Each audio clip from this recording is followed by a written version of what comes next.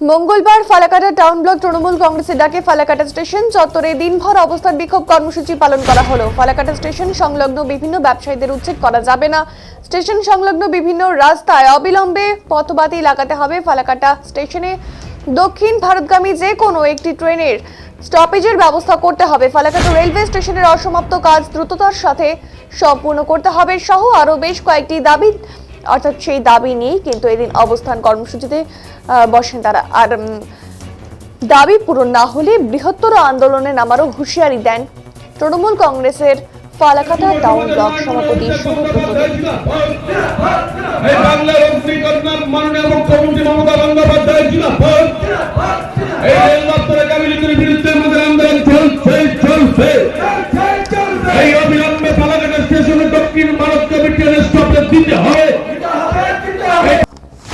Falakata town block Trinamool Congress দীর্ঘদিনে ফালাকাটার বাসিন্দাদের দাবি, আমাদের দাবি, বহু আন্দোলন, বহু ডেপুটেশন আমরা দিয়েছি।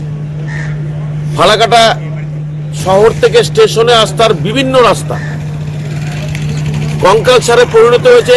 দুদিন পরপরই দুর্ঘটনা ঘটছে, যাত্রীদের ক্ষতি হচ্ছে।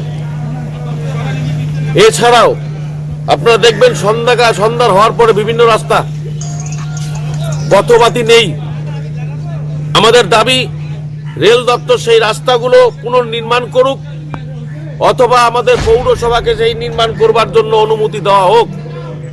আমরা ফালাকাটা পৌরসভা এই দুই এলাকার যে সংশ্লিষ্ট কাউন্সিলর, তারা কাজ করতে গেলে রেল দপ্তর আরপিএফ তাদের লাঠি উঁচিয়ে আছেন, কাজ করতে দিচ্ছেন না।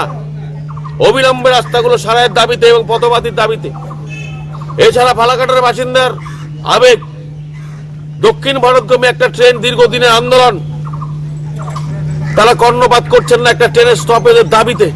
আমাদের আন্দোলন, এই এলাকার ব্যবসায়ীরা দীর্ঘদিন থেকে ব্যবসা করছেন, তাদেরকে যে ভাড়া আগে ছিল তার 100 গুণ ভাড়া বাড়িয়ে দিয়েছে।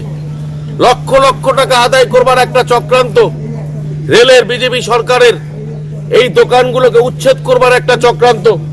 তাদের বিরুদ্ধে আমার এই চক্রান্তের বিরুদ্ধে আমাদের তৃণমূল কংগ্রেসের আন্দোলন।